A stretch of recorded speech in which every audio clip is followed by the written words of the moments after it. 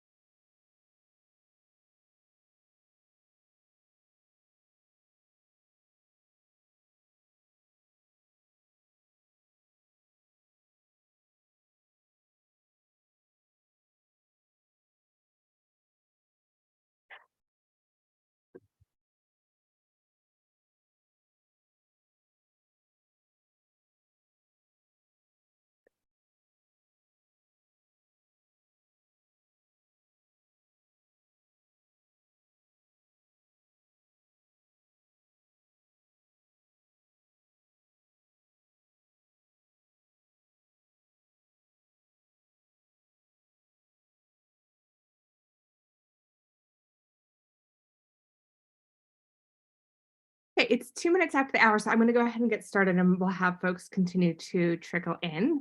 But I want to be respectful of everyone's time today. Also, we have a lot of great content to get through, and I want to make sure that we have time to do that.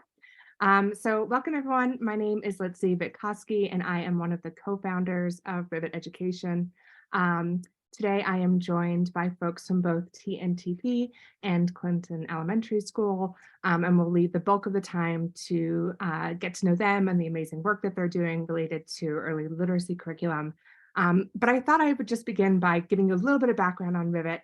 I know that we have a lot of kind of repeat people coming to these webinars. We love to see that. But just in case there are some new folks, I wanted to start off by giving a little bit of context and background for why we're on this webinar today. So just so you know, we have these webinars every third Thursday of the month. And so should always take keep an eye out for the topics. The purpose of these is to help people deepen their understanding of what really good high quality professional learning looks like. And so we always have amazing guest stars like we do today. So we always encourage you to register for those. A little bit about Rivet. So Rivet defines high quality professional learning and creates tools and services that support both state education agencies and local education agencies in putting that definition into practice. This is our framework for high quality professional learning, and you'll hear a bunch of these themes come up in today's call. We sort of think about that there are some overarching characteristics of high quality professional learning. The one that we harp on the most is that it should be connected to both content and curriculum. And again, you'll hear that theme in today's webinar. There are different sort of types of professional learning that teachers and leaders need. So adoption supports, that will come up a bunch today, launch, ongoing support for teachers, ongoing support for leaders. And then there are different structures that you can use to support teachers and leaders in using high quality instructional materials effectively. So workshops, collaboration and PLCs, coaching and consultation. And again, you'll hear all those structures mentioned in today's call. One of the tools that we're known for is our Professional Learning Partner Guide. It's sort of analogous to what EdReports does for curriculum, we do for curriculum-based professional learning.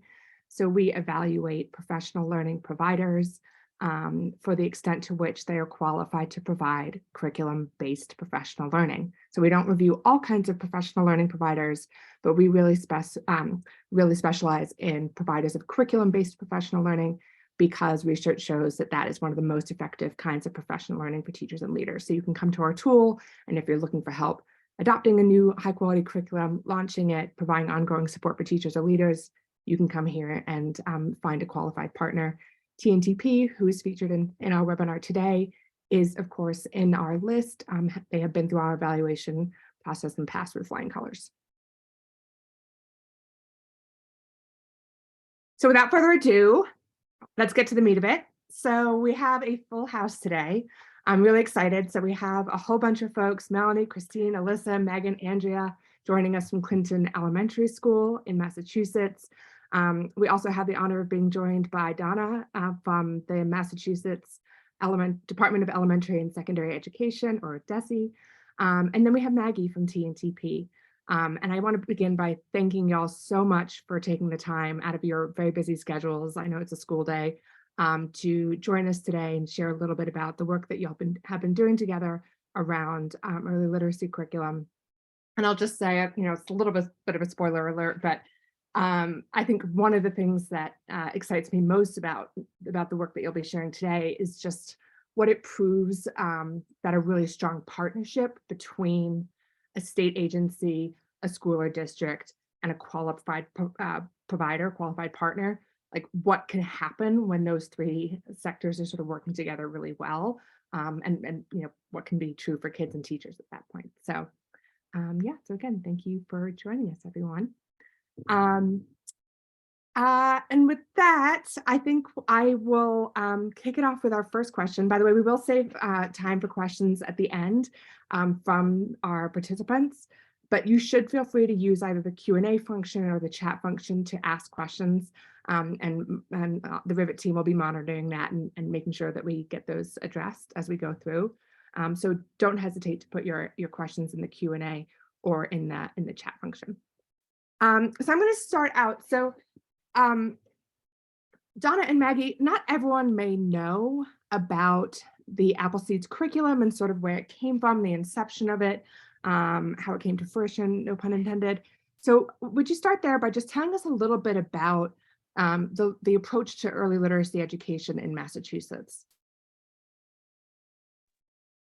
Sure. Good morning, Litzy. Good morning, everyone. I'll start this question, but Maggie and I have agreed that we will tap in each other to go. We've worked so much on this work together, so kind of be going back and forth on it. But good morning. My name is Donna Goldstein. I'm an ELA literacy content support specialist in Massachusetts at the Department of Ed. And like Litzy said, I guess your question is about journey. We've had a couple of journeys, so journey is a great theme. If we think about it big picture in terms of zooming out to look at the Massachusetts literacy journey and what's informing that, because what's informing the work is really, really important. So the Department of Elementary and Secondary Education in Massachusetts took a look at our data, and in response to stagnant and for many students declining literacy scores, a couple of years ago, the Massachusetts Department of Elementary and Secondary Ed identified early literacy as a priority. And informed by the voices, the wide range of voices from stakeholders across the state and in all different roles in and outside of schools, ed prep, we created and launched the Mass Literacy Guide. Mass literacy is DESE's vision for excellence in literacy, and it's grounded in the evidence of what we know works in supporting students to learn to read and write in the early grades. And the Mass Literacy Guide is specifically developed for grades pre-K to 3.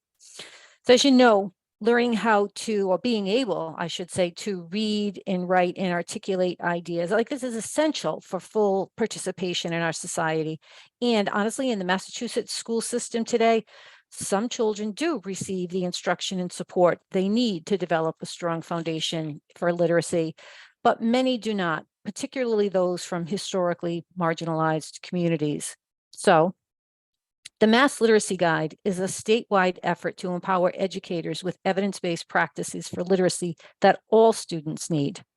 But we also know that educators need strong resources to support their implementation of evidence-based practices. And that's a piece we'll talk later. This is the first journey we're focusing on right now. So this is the Massachusetts journey around where the curriculum materials were born from.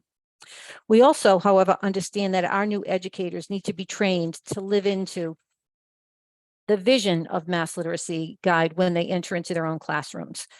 So with all of this need in mind, let's take a look at the screenshot that we have up right now. And this screen share is of one section, one really important section of the Mass Literacy Guide, and it's the components of the core literacy block.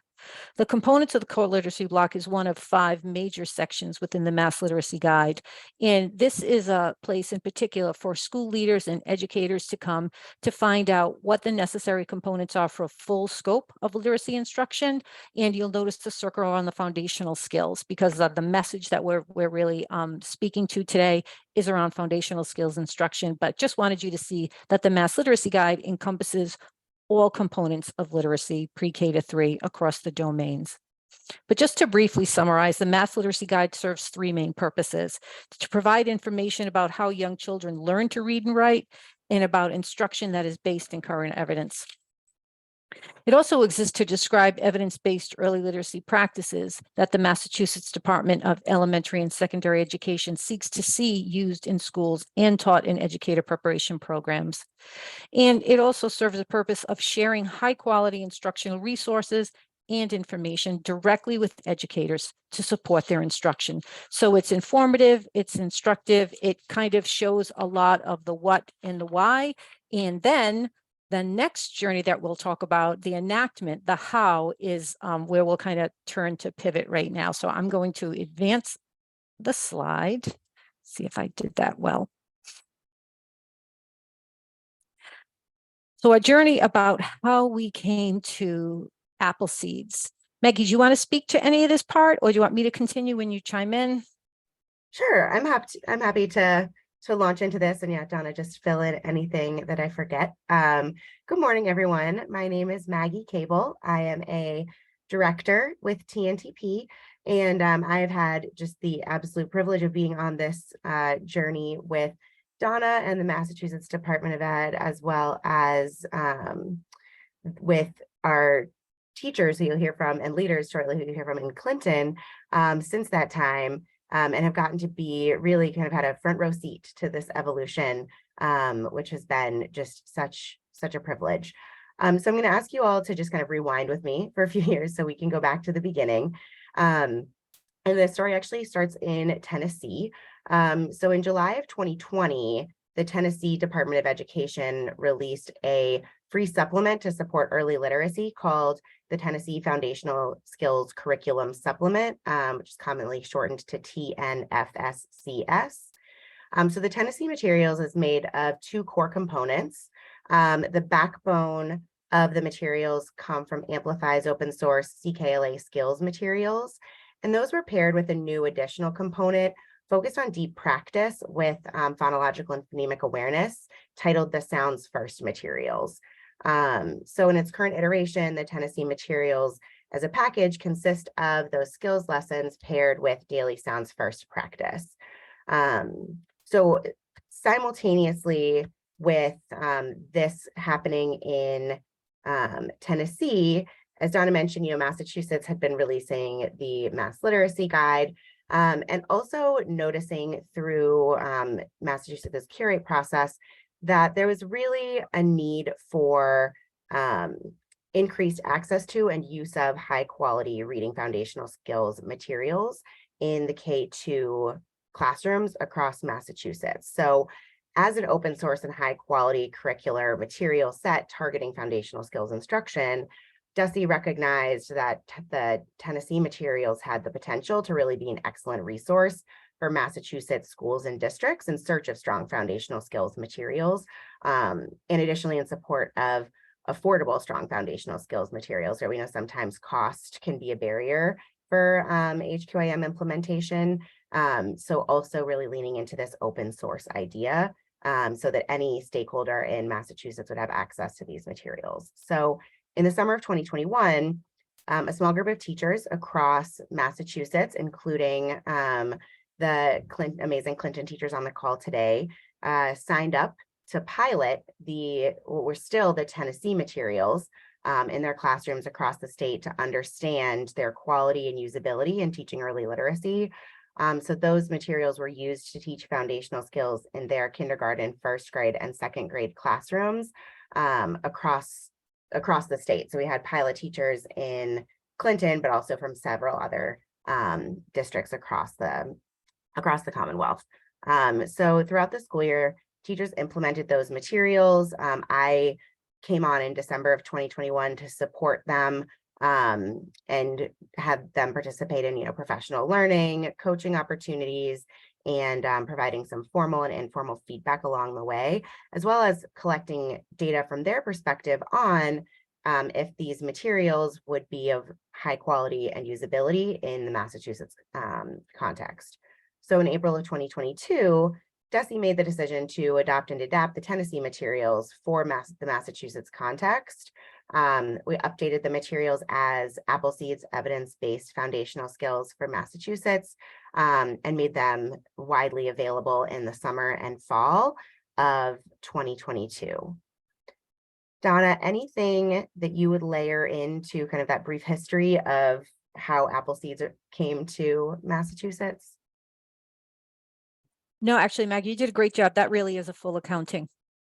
Yeah, and for me, it just like there's so many like great takeaways from that. I mean, I think it's like, as both a former state agency employee, I worked for LDOE, Louisiana DOE, and I also worked for the Texas Education Agency, and Rivet works with state agencies across the country.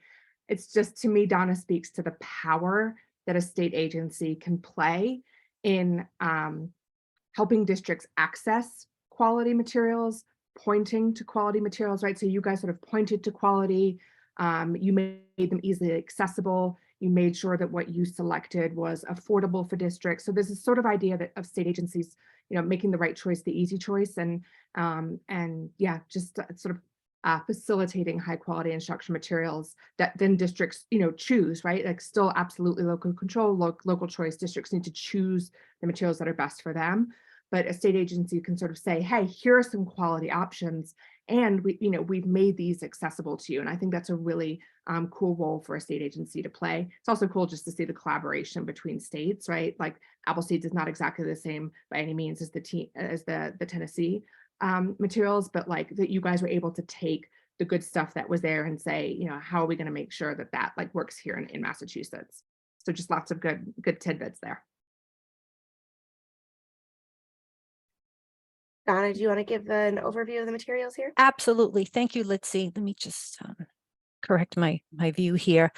So we have set up the Department of Elementary and Secondary Education journey to prioritizing evidence-based early literacy and sharing the message vis-a-vis the Mass Literacy Guide, and also our efforts to find high quality core foundational skills material that would enact that. And that leads us to Appleseeds. So to answer the question around what is Appleseeds? Where everyone's talking about this, we're hinting at it. Specifically, Appleseeds is an open source K-2 foundational skills program that will help educators bring the Mass Literacy Guide that I've talked so much about in the past few minutes to life in their classroom. And it will additionally support educator preparation faculty because they can use this as a tool in their coursework and clinical practice experiences. The development of Appleseeds has always been grounded in the belief that high quality instructional materials can support excellence with equity. And DESE has made Appleseeds evidence-based foundational skills for Massachusetts available this year, just this past fall, as an open source resource that's free, and it's available to anyone. Appleseeds follows evidence-based research, and it was carefully crafted to build a solid foundation for K-2 in foundational skills instruction. And as we've mentioned before, and as everyone knows who follows foundational skills information, it uses a systematic and explicit approach to instruction so that all students can gain the foundational skills necessary to become proficient readers. I do want to clarify, though, that the materials are not a comprehensive full literacy program. They do not address reading comprehension, but they are a high quality research-based curriculum that specifically addresses the core components of reading foundational skills, and that includes print concepts, phonological and phonemic awareness, phonics and word recognition, and fluency. And strong foundational skills instruction, obviously, as we know, also sets students up very well to be engaging with all of the complex text and the rich text-based ideas that we want students to do to promote that growth in literacy. So Maggie, I'm not sure if you have anything else that you wanted to add to it, but just really wanted to encapsulate what Appleseeds is exactly. Nope, I think that was perfect. And I think the reason it is such the high quality resource is exactly what you named, is that it's really grounded in that systematic and explicit approach to teaching reading foundational skills.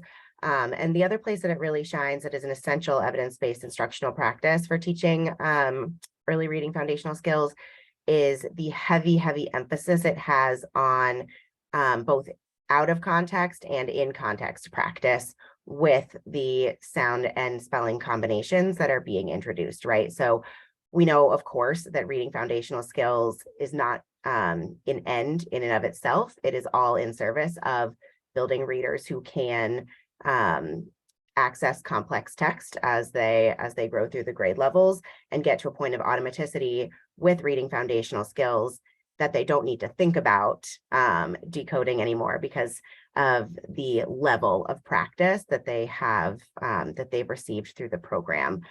So there's a ton of practice included in decodable texts with emphasis on decoding, also with encoding. So they're also getting that writing practice. So it's all structured to have the sound and spelling correspondence, and the rest of the lesson really focuses on applying that sound spelling correspondence into the relevant like practice areas through reading decodable text and encoding.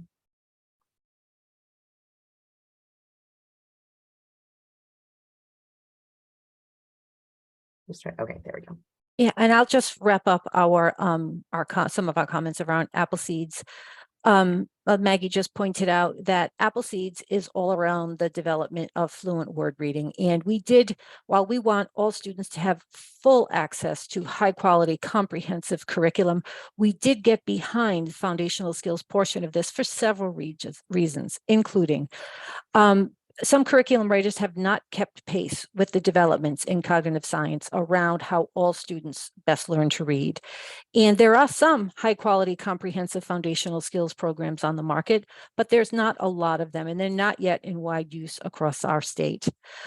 Also the cost of replacing low quality materials with high quality ones can be prohibitive to schools and districts. And it's a barrier that we were hoping with making Appleseeds accessible as a open source material suite would just give people the access, and their use of it didn't need to be restricted based upon the funds that they had available. And lastly, there really is a strategic opportunity for deep impact for our students as we come out of or continue to deal with remnants of the COVID pandemic.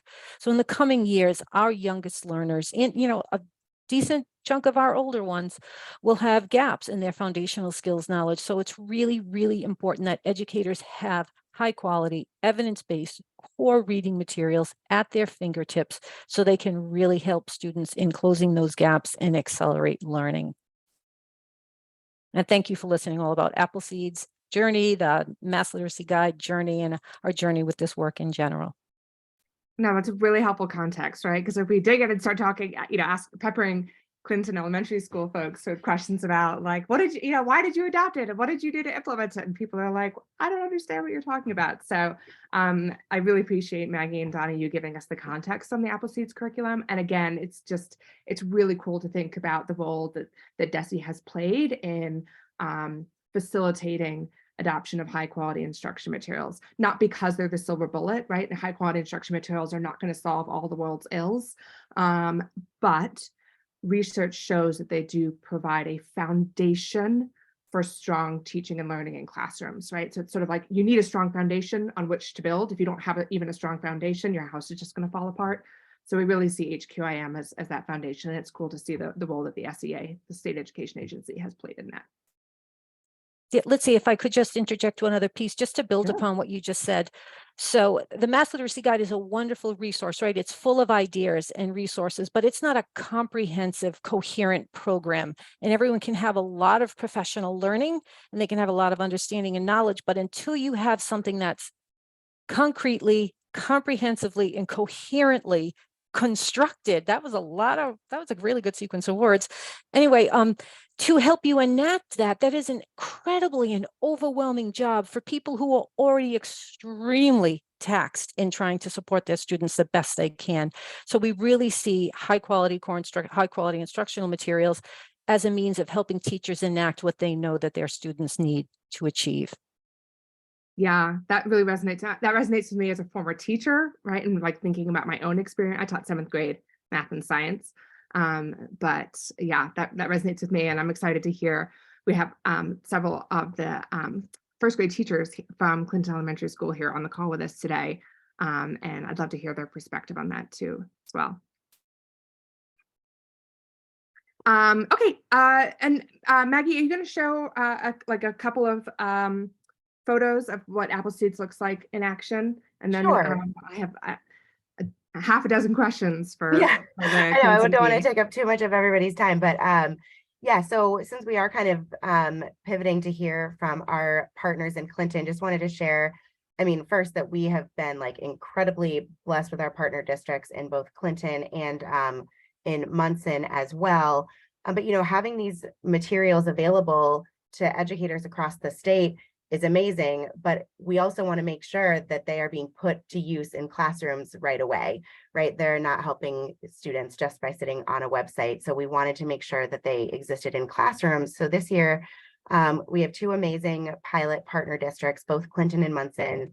And we've been working closely with them, the leaders and the teachers this year to support the implementation of high quality instructional materials. Because I think another huge missed opportunity is adopting high quality instructional materials and then not having the implementation support to actually see them really realized throughout the course of the year, right? I think we've all seen in our experiences as educators, materials just sit in boxes because you don't have the support to even just unpack them, much less start using them with students. So these pictures are just from a couple of the learning experiences that we've engaged with leaders and teachers over the summer and over the course of this year. So we had a summer retreat with our leaders to really prepare to launch Apple Seeds. We lead K2 professional development in these districts with either the full set of teachers and K2 support staff or with teacher leaders, making sure we're really kind of strategically leveraging all the structures that already exist in these districts. We do instructional walkthroughs side by side with leaders and teachers every 6 weeks and debrief those.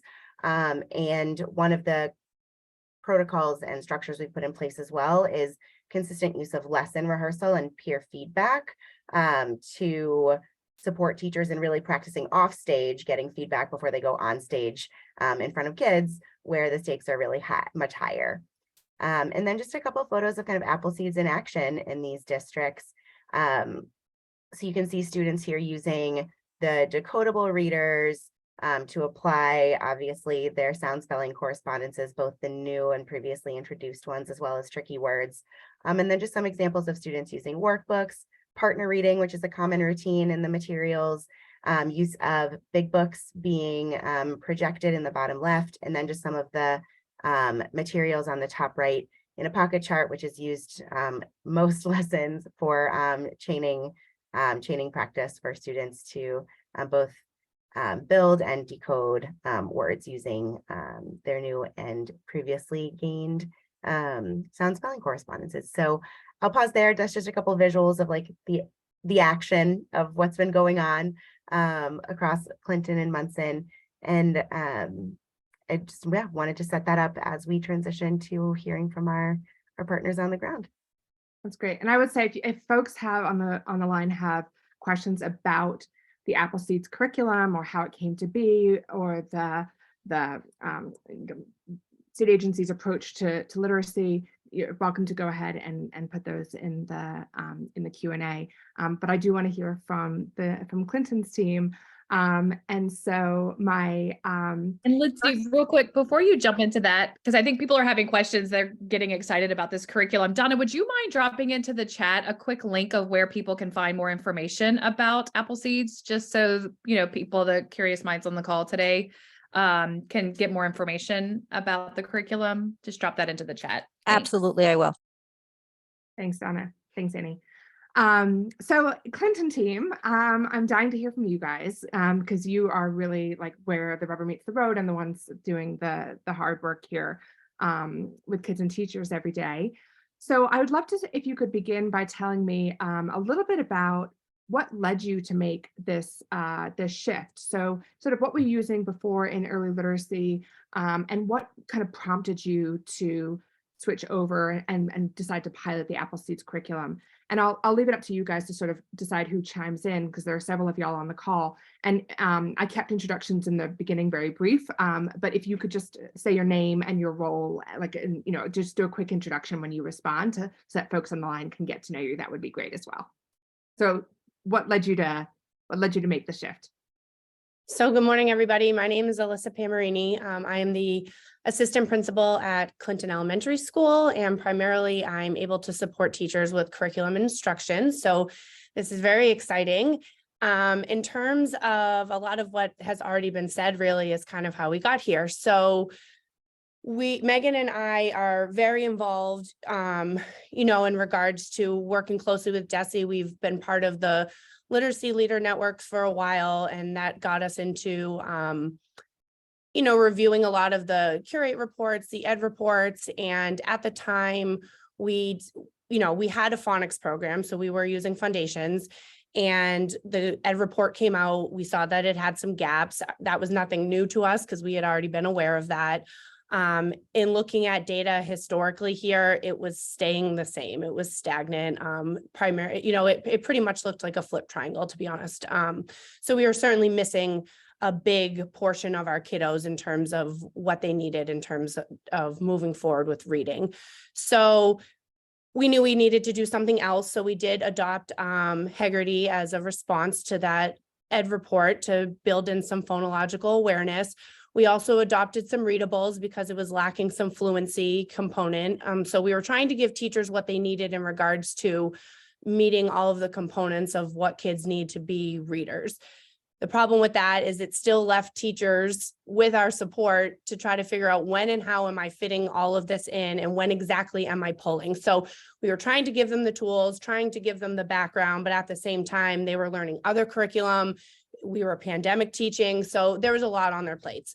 So we had heard from Donna, actually had reached out directly and said, are you interested? We think you'd be a good school to pilot these Tennessee foundational skills. So Megan and I kind of quickly jumped on that and said, a pilot doesn't seem too intimidating. We definitely have some teachers that we think would be willing to do this, which we reached out to the teachers here on the call. We were kind of interested in the fact that there was something out there that existed that was open, and it had all the pieces we were implementing, but it was all in one place. So to support teachers in that aspect felt really good on our end.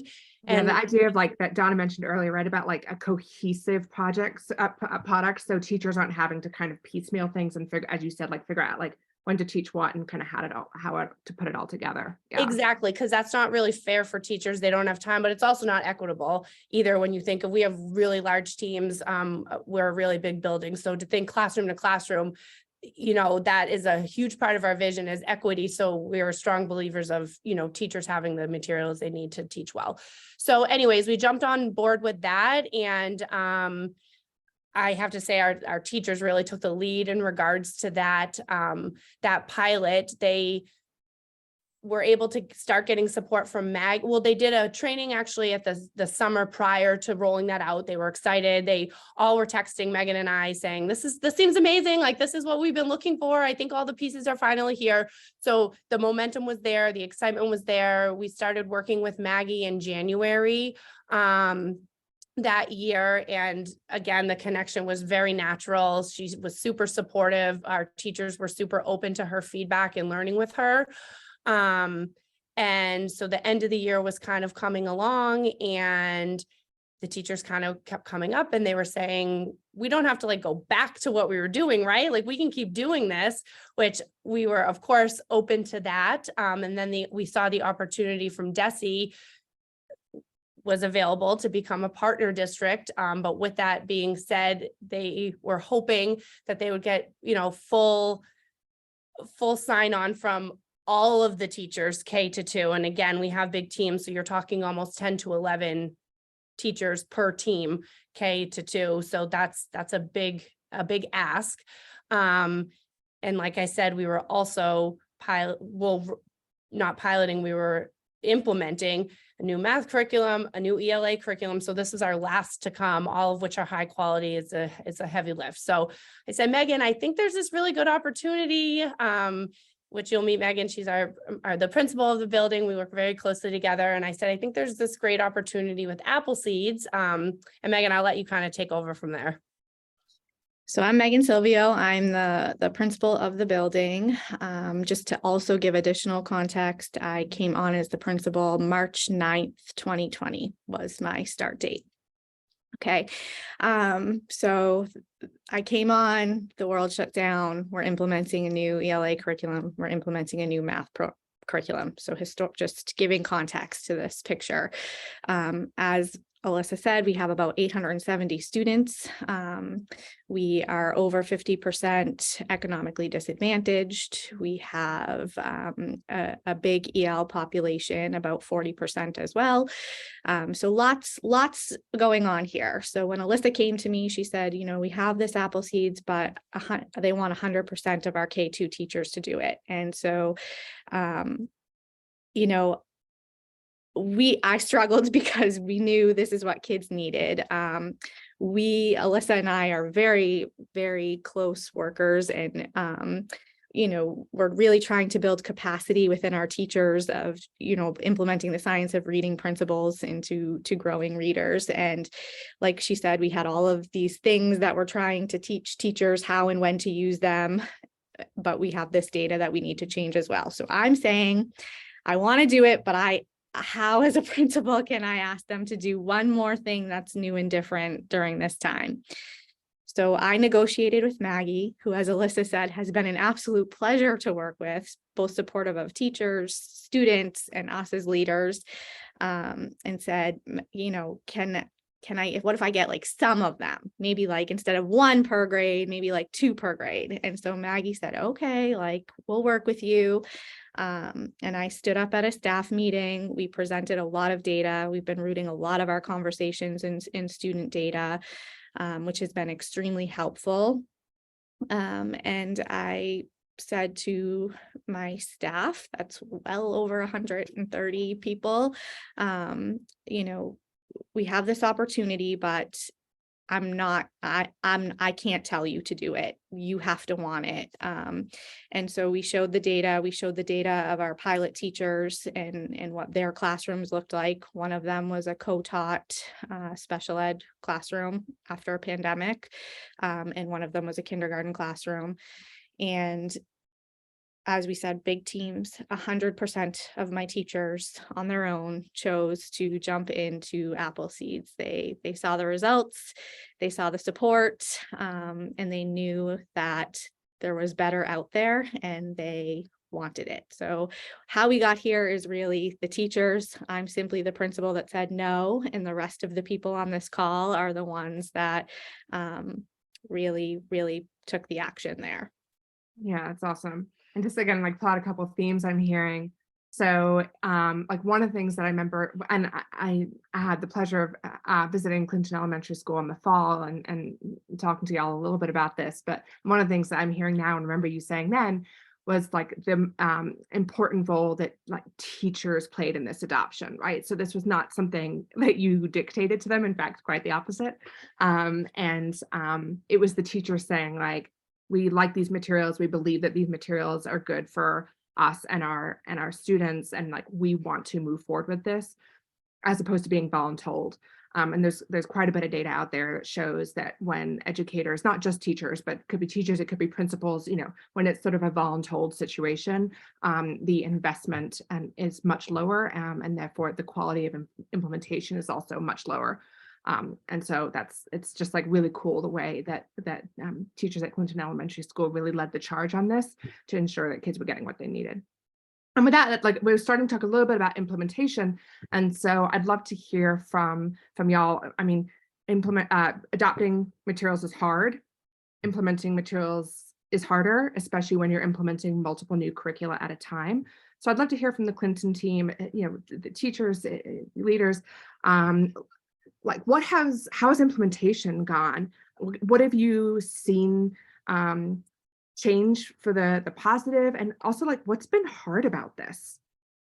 I would say the first thing that was really helpful in our implementation was the culture we built coming on right away. When we have really changed our culture to be very collaborative. We already had pretty regular practice of instructional walkthroughs, learning walks with feedback, teacher observations. Those things were happening because when you're implementing high quality curriculum in a pandemic and learning to teach, you need each other.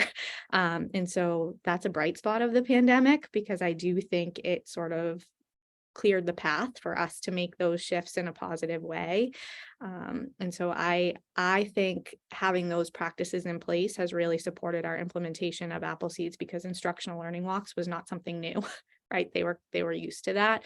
But I definitely think I would turn the rest of the conversation over to Alyssa and the teachers, because they are the ones that really took charge in that implementation. And I don't mind starting big picture, and then I'll turn it right over to them.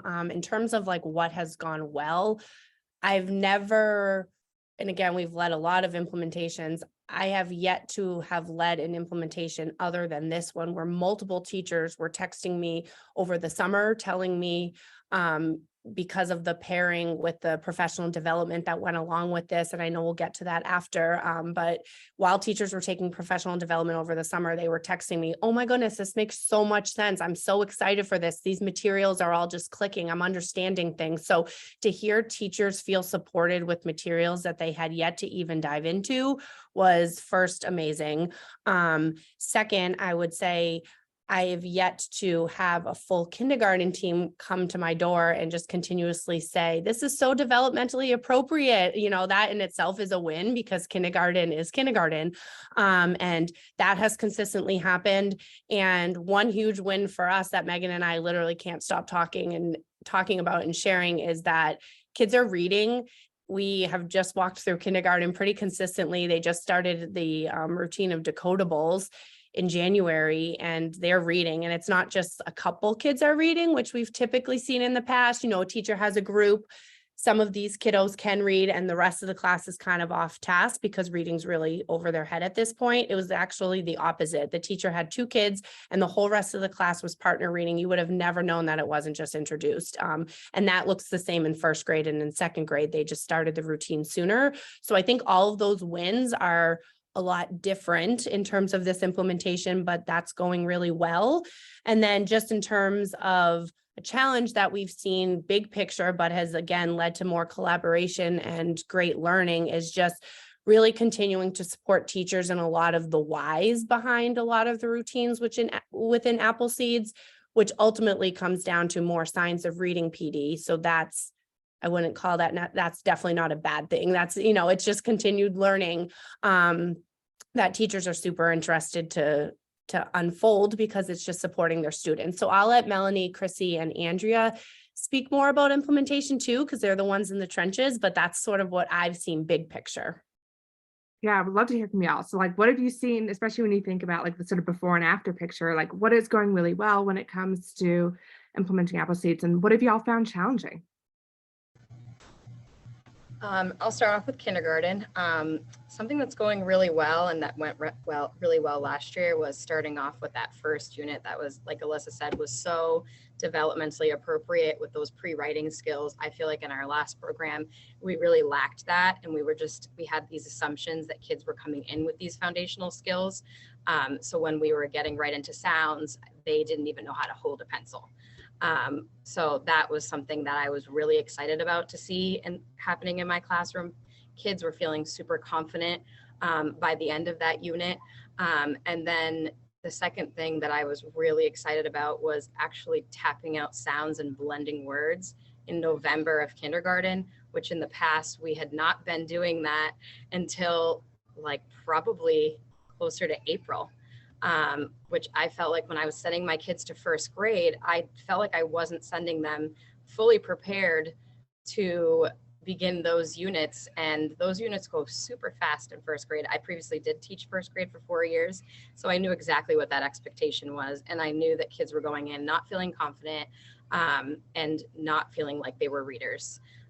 Now my class this year, now that I'm feeling a lot more comfortable with the implementation of the program, kids are saying, I'm a reader, like I can read words. They're feeling confident partner reading with other kids.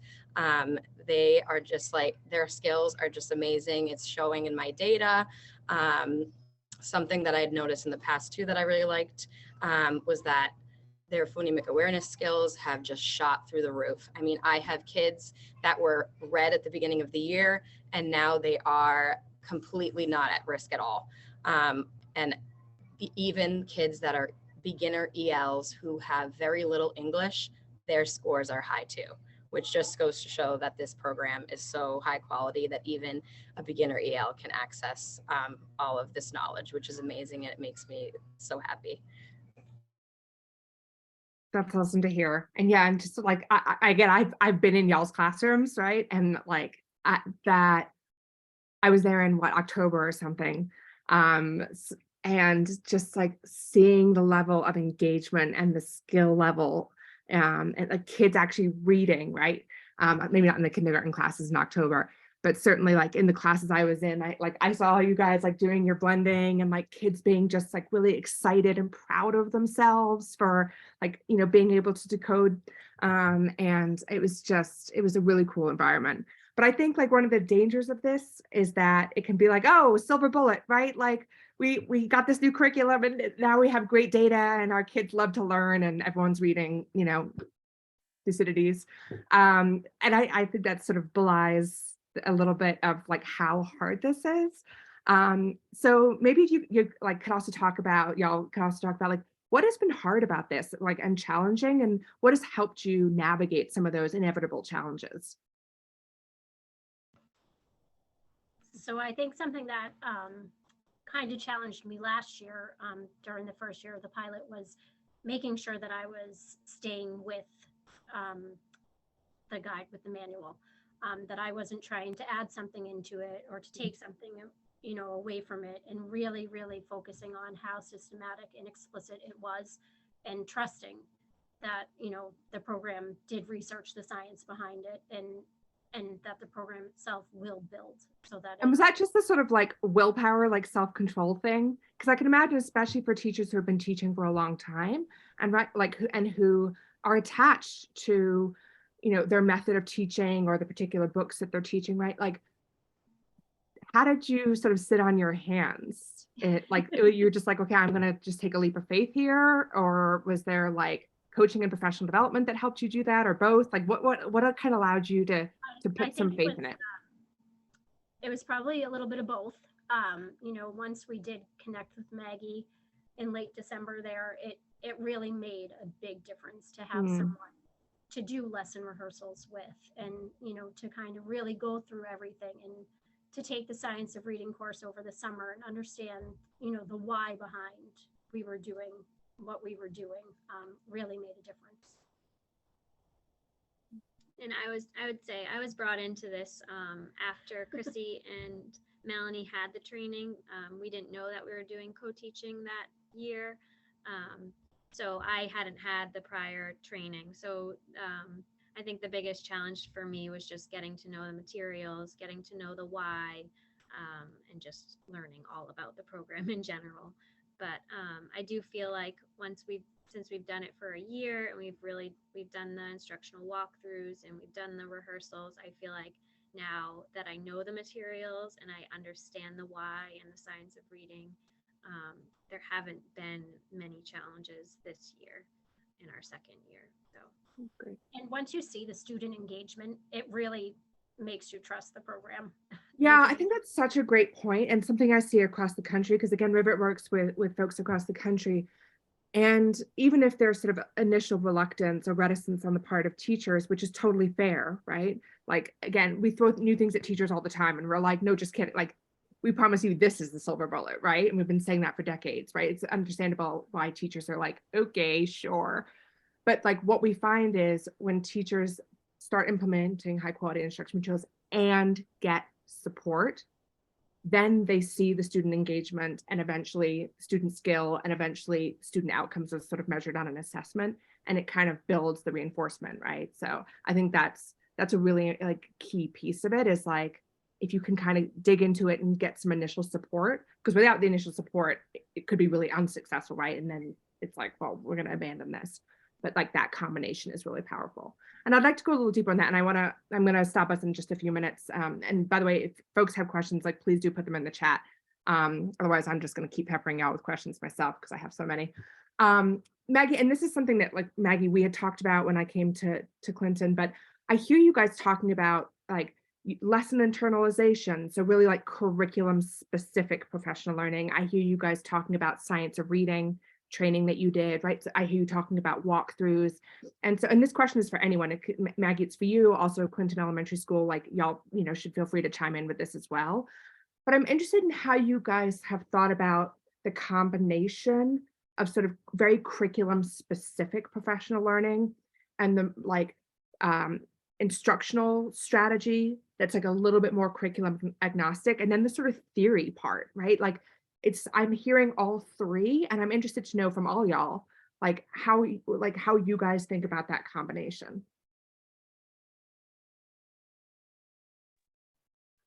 Megan, did you want to, you put your video on. Do you want to go first? I would just say, I think one thing that has been really helpful is when you're doing the PD with the teachers, helping them understand like the intentional piece behind each part of the lesson. Like you said, teachers get, it's like unlearning, right? So they have these programs that they became very routine with, and things they might have liked or things they might have thought were effective. But when you really think about the intent, you have to match it with the curriculum so that they're understanding like why this piece is here and how it builds to there. So there's a lot of capacity building, which is why the PD aligned to the curriculum is a huge part of the success of this. And I was just going to add on to that I think exactly what Megan's saying, we had done some work with our teachers around what are the components of foundational reading. Then we were asking them to go back and apply it to 3 different pieces. So without an extensive background in reading as a teacher, that's a really big ask, and it's still leaving a lot of work on the teacher's end to go and do that. So in this situation, the stars really aligned in the fact that we were able to now continue all of that work around the science of reading and the background knowledge building for teachers, but we also gave them the materials that were so nicely outlined and all in one place and clear and cohesive for teachers that it was together at the same time. And I don't think I can stress the importance of that enough. Yeah, I mean, even using like that, the mass literacy guide is kind of where we started, right? So you're teaching each of the components, but they're kind of in isolation, and you're trying to tell them where to pull, but to have them all there and to be able to align it exactly, it makes that is the silver bullet right there. Yeah, I would agree with all of that. And let's say I'm going to answer your question, but I also just like want to take a quick step back, if you guys will allow me, and just like I think that the work that like Melanie, Andrea, and Chrissy did like cannot be overstated. Like they're so humble in this moment, but like the reality is that like without the 3 of them and their colleagues across the state taking a leap to be pilot teachers with the Tennessee materials the year before Massachusetts adopted them as like this like learning pilot with primarily virtual support, and during what we've heard from teachers was largely like the most challenging year of teaching ever. Like we really cannot overstate how amazing these 3 teachers are, and just the like gratitude that we have for them, because without them, like not only is Appleseed's not in Clinton, but it's not in Massachusetts at all if they don't like take on that work. And so the impact of what they did in that pilot year, and now what the district is doing this year, just like the ripple effects from that like leap that they took in the 21-22 school year, just like it can't be overstated for the impact that potentially has for students across Massachusetts. So I just like need that to be lifted up before we wrap up. But I think to what we're talking about in terms of like all these layers of learning between like implementation support, high quality instructional materials, just general content knowledge about reading foundational skills. I think it goes back to some of the conversation you were having with Andrea and Chrissy about like, it is so important as we get teacher buy-in to not only like buy into the materials enough to use them, but to really use them with integrity. So much of that comes from really knowing the why behind the various routines in the curriculum, why something is being taught in this way and not in that way. The more you understand that why, the more likely teachers are to really also trust the materials themselves, because they can understand like, oh, I really understand why this is, why this particular routine is structured this way to hit this skill and doesn't include like X, Y, and Z skill over here. Because I think teachers in like an extremely well-intentioned, really well-intentioned place, teachers have this reflex to want to be like, oh, we're talking about X skill today, but I've made this connection to Y skill that we haven't dug in. So I'm just gonna like quickly tie it in. And the more you alter that, the more the actual coherence of a given curriculum starts to. Yeah, especially in foundational literacy, right? Because there really is a deliberate scope and sequence to that. So like picking that apart, you lose a lot of the power of it. So Yeah, like, it's really building that, like, why is it designed that way? Like what is the science behind that scope and sequence? And therefore, why should you not start out as you might have originally by like learning the letters of the alphabet, right? Like, why is that not step one? Like that is like, helping teachers understand that so that they don't sort of unravel the curriculum, I think is really important. Yeah, and I think that's more important maybe with reading foundational skills than almost anywhere else, because the just like level of like nuance and detail and minutia about cracking Like the code of the English right? language. Yeah, and it's a like monstrous wealth of knowledge. And one other thing about high quality instructional materials, I don't think we've really addressed yet, that is built into the Appleseeds program, is that it's also instructive for teachers, right? Like the number of aha moments I had teaching first grade, and I know other teachers have when they start using instructional materials, is like just learning some of the rules of the code themselves for the first time, right?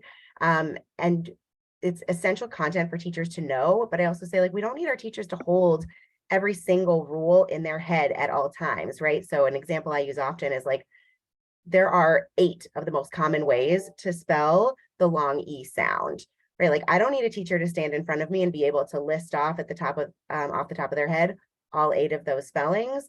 But I do need to know if they're heading into lessons where they are introducing these spellings, that they are able to know the rules about when do we often use double E? When does Y make the long E sound versus the long I sound at the end of the word, right? Like the curriculum really provides that content and instructiveness in the materials as well. So teachers don't have to maintain all the minutia in their brain at any time, which no one can do. So I think that's another way too, that these can be really supportive. Let's see if I could just weigh in. I just, the team at Clinton and at our other school that we're working with, people have just been amazing. But I really think as teachers whose role is to be out there, like Maggie, like all of us, to support other teachers in supporting students. For me, the hugest takeaway is that getting high quality instructional materials is huge, but it is certainly not sufficient, right? The support needs to happen. The professional learning support needs to happen early. It needs to be ongoing, and it needs to become the centerpiece of the work in supporting students. The days of dropping off a box and saying, checking the box are long gone. And I think this team evidences just how much you can do when the professional learning is invested in. Yeah, and that's a great way. I'm being conscious of time to close out. Yeah, I couldn't agree more. Again, it's just like so inspiring to see that the work y'all have done, to see the work the state agency has done. So Donna, kudos to you and your team. Maggie, kudos to you and TNTP. It's obvious from this call and from my visit that your support has been instrumental in helping Clinton, use these materials to the maximum benefit of students. And like most of all, like kudos to the Clinton Elementary School team, especially the teachers, for taking the risk, for being willing to really put yourself in the learner's seat, and including unlearning some things potentially.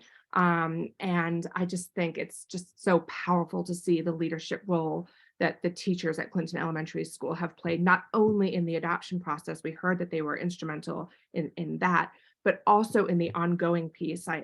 They're involved in the walkthroughs and in deciding what the professional learning should look like. And it's just really inspiring to see what y'all have done. So thank you so much for joining us today. We are really grateful for your time.